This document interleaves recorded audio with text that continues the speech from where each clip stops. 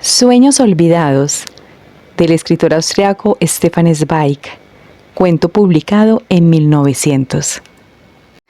Sueños olvidados. La villa se hallaba muy cerca del mar. En los paseos silenciosos y umbríos de los pinos alentaba la fuerza saturada del aire salado del mar, y una ligera y constante brisa jugueteaba entre los naranjos y hacía caer aquí y allá delicadamente una flor de ricos colores. La lejanía luminosa de sol, las colinas sobre las que destacaban diminutas casas como perlas blancas, un faro a varias millas que se erguía como una vela, todo relumbraba con contornos precisos y bien definidos, y se incrustaba como un mosaico brillante en el azul profundo del éter. El mar, en el que de vez en cuando caían lejos, muy lejos, las chispas blancas de las velas rutilantes de barcos solitarios, lamía con el movimiento de sus olas la terraza escalonada sobre la que se levantaba la villa, que se volvía hacia el verde de un amplio y sombreado jardín, y se perdía allí en un parque vetusto y silencioso como un cuento. Desde la casa que se esteaba en el pesado calor de la mañana, conducía un estrecho camino de grava, como una línea blanca hacia el fresco mirador, bajo el que las alas rompían con fiero y constante bramido, y lanzaban aquí y allá refulgentes átomos de agua pulverizados, que en la cegadora luz del sol se revestían del fulgor del arco iris como diamantes. Allí las flechas luminosas del sol se quebraban en los plumeros de los pinos, que formaban un grupo nutrido como si charlaran amigablemente, o chocaban con un parasol japonés de gran diámetro, adornado con alegres figuras de colores fuertes y desagradables. En la sombra de este parasol, una figura femenina ocupaba un confortable sillón de paja, acomodando con placer sus bellas formas al tejido maleable. Su mano fina, sin anillo, colgaba distraída y jugueteaba con insistencia suave y apacible con el pelo sedoso y brillante de un perro, mientras que la otra sostenía un libro sobre el que los ojos oscuros de negras pestañas, en los que parecía asomar una sonrisa, concentraban toda su atención. Eran unos ojos grandes, inquietos, cuya belleza se veía realzada por un brillo mate y velado. El poderoso y atractivo efecto que ejercía el rostro oval y bien cortado no era natural y total, sino que se basaba en un refinado predominio de detalles bellos individuales, realzados con cuidadosa e intuitiva coquetería. La anárquica confusión aparente de los perfumados y sedosos rizos era la trabajosa construcción de un artista, y también la leve sonrisa que danzaba alrededor de los labios durante la lectura y descubría el esmalte blanco y lustroso de los dientes, era el resultado de años de ensayos ante el espejo que ya se había convertido en una costumbre fija e inamovible. Un leve crujido en la arena. La dama levanta los ojos sin cambiar de postura, como un gato que, tumbado en los cálidos y cegadores raudales de luz del sol, entreabre perezoso los ojos fosforescentes para recibir al visitante. Los pasos se acercan apresuradamente y un criado de librea se inclina ante ella para presentarle una pequeña tarjeta de visita y luego apartarse un poco, en actitud de espera. Ella lee el nombre con esa expresión de sorpresa en el rostro que solemos tener cuando en la calle nos saluda un desconocido en los términos más familiares. Durante un instante aparecen pequeñas arrugas grabadas encima de las cejas perfiladas y negras que indican la reflexión intensa y de pronto el rostro se ilumina con un alegre resplandor. Los ojos lanzan chispas regocijadas al recordar días de juventud ya lejanos, por completo olvidados, cuyas imágenes risueñas ha despertado en ella el nombre. Siluetas y sueños adquieren de nuevo formas concretas y se vuelven diáfanas como la realidad. Ah, claro, recuerda de pronto la dama volviéndose hacia el criado. El caballero desea verme, naturalmente. El criado se alejó con pasos discretos y devotos. Durante un minuto reinó el silencio. Únicamente el incansable viento cantaba en las copas de los árboles, vencidas por el pesado oro de mediodía.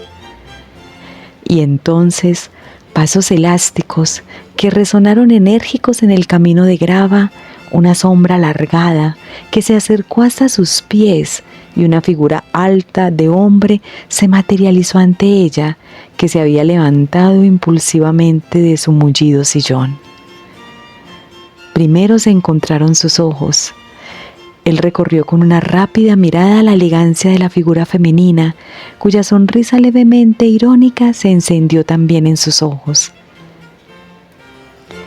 «Es muy amable por su parte acordarse todavía de mí», dijo ella, alargándole su fina y bien cuidada mano nacarada, que él rozó respetuosamente con los labios. «Mi querida amiga, quiero ser sincero con usted, ya que este es un reencuentro tras muchos años y, como temo, también para muchos años.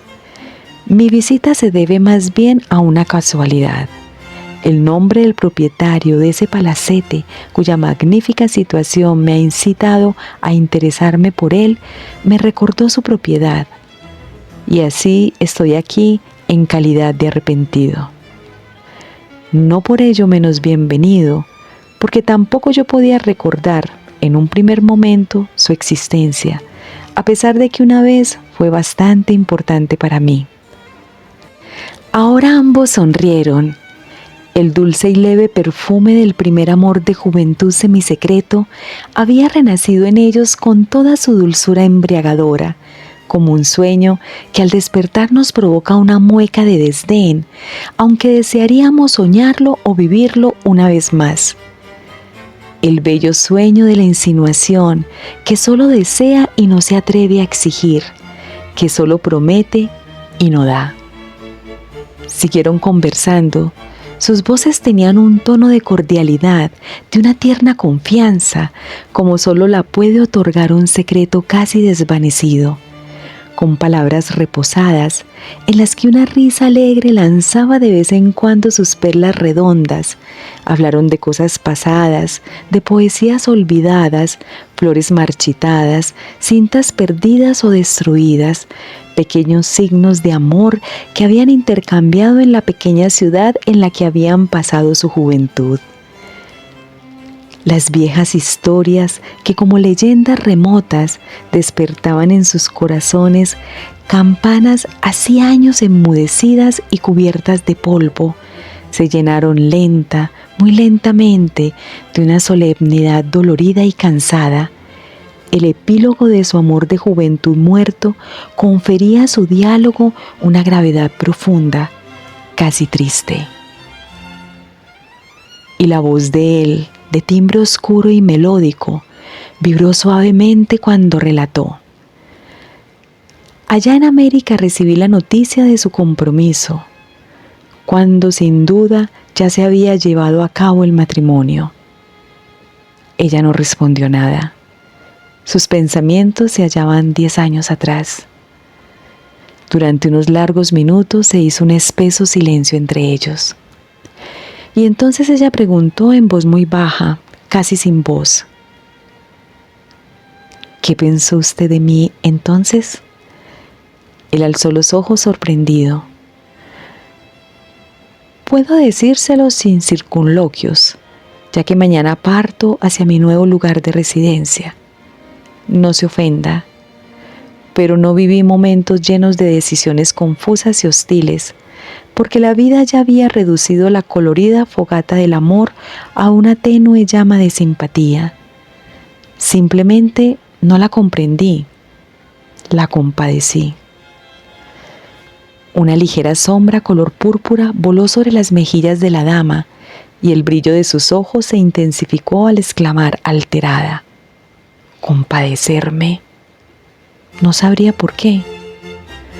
Porque pensé en su futuro marido, ese hombre de dinero, indolente, siempre dispuesto a adquirir más.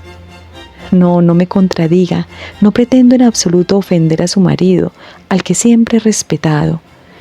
Y porque pensé en usted, la muchacha como yo la dejé, porque era incapaz de admitir que usted, la solitaria, la ideal, que no tenía más que ironía displicente para la vida cotidiana, pudiera convertirse en la respetable mujer de un hombre corriente. ¿Y por qué habría de haberme casado con él si las cosas eran como usted dice? No estaba seguro de estar en lo cierto. Quizá él tenía cualidades secretas que escapan a una mirada superficial y solo empiezan a brillar en el trato íntimo.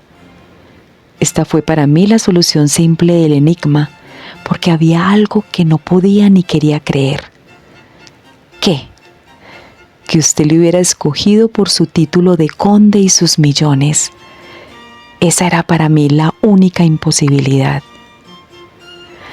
Fue como si ella no hubiera oído las últimas palabras, pues bajo la protección de los dedos que en la luz del sol irradiaban un rosa sangre oscuro como una concha de púrpura, miró hacia la lejanía, hasta el horizonte velado, donde el cielo sumergía su vestido azul pálido en la oscura magnificencia de las olas. También él estaba perdido en consideraciones profundas, y había casi olvidado las últimas palabras, cuando ella, apartándose de él, dijo, apenas perceptiblemente: y sin embargo, así ha sido. Él miró asombrado, casi asustado, hacia ella que con parsimonia estudiada y a todas luces artificial, había tomado de nuevo asiento en su sillón y que con serena tristeza continuó hablando monótonamente y sin apenas mover los labios. Nadie me entendió entonces, cuando todavía era la niña pequeña de tímidas palabras infantiles. Tampoco usted, que tan cerca estaba de mí. Quizá tampoco yo misma. Aún hoy pienso a menudo en ello y no me comprendo. Pues, ¿qué saben las mujeres de sus almas crédulas de adolescentes, cuyos sueños son como delicadas pequeñas flores blancas que se lleva el primer aliento de la realidad? Y yo no era como las otras muchachas, que soñaban con héroes de arrojada masculinidad y vigorosa juventud, que convertirían su deseo incierto en brillante felicidad, su callada intuición en sublime conocimiento, y las liberarían de la angustia vaga, oscura, imposible de definir, pero por ello no menos atormentadora, que echa su sombra sobre sus días de adolescencia y se vuelve cada vez más negra, más amenazante y más opresora. Nunca conocí esos sentimientos. Mi alma bogaba a bordo de otras barcas de sueños hacia la secreta fronda del futuro que se escondía tras las nieblas envolventes de los días venideros. Mis sueños eran míos. Soñaba siempre que era una princesa, como las que aparecen en los viejos libros de cuentos, que juegan con deslumbrantes piedras preciosas de irisados colores, cuyas manos se sumergen en el resplandor dorado de tesoros fabulosos y cuyos recargados vestidos tienen un valor inestimable. Soñaba con el lujo y la riqueza porque los amo. Qué placer cuando podía acariciar con mis manos la seda temblorosa de melodía casi inaudible, cuando mis dedos reposaban como dormidos en el blando y ensoñado plumón de un pesado terciopelo. Era feliz cuando podía llevar como una cadena joyas en las delicadas falanges de mis dedos temblorosos de alegría, cuando gemas blancas relucían en la densa masa de mis cabellos como aljófar, Mi máxima ambición era descansar en los asientos muelles de un coche elegante. Entonces estaba loca por la belleza artificial que me hacía despreciar mi vida real. Me odiaba a mí misma cuando llevaba mis vestidos de diario, modesta y sencilla como una monja, y permanecía días enteros sin salir de casa, porque me avergonzaba de mí en mi vulgaridad. Me escondía en mi estrecha y fea habitación, yo cuyo sueño más bello era vivir sola junto al inmenso mar, en una mansión lujosa y al mismo tiempo exquisita, con pérgolas sombreadas y verdes, en las que la bajeza del día de trabajo no asoma sus sucias garras, donde reina la paz plena, casi como aquí, porque lo que mis sueños desearon lo ha hecho realidad mi marido, y por eso, porque era capaz de hacerlo, es mi marido.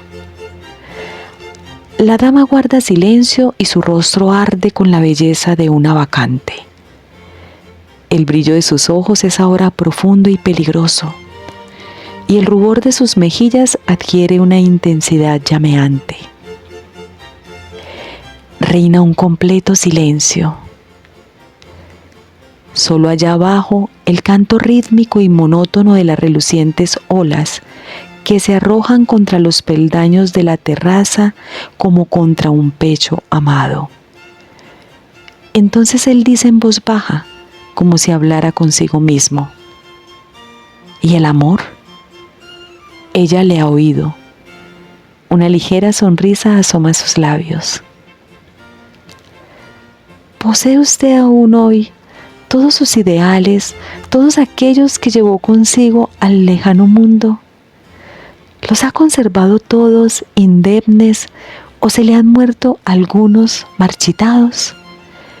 ¿O quizá se los han arrancado del pecho por la fuerza y los han tirado al barro, donde han perecido destrozados por los miles de ruedas cuyos carruajes persiguen el objetivo de la vida? ¿O no ha perdido ninguno?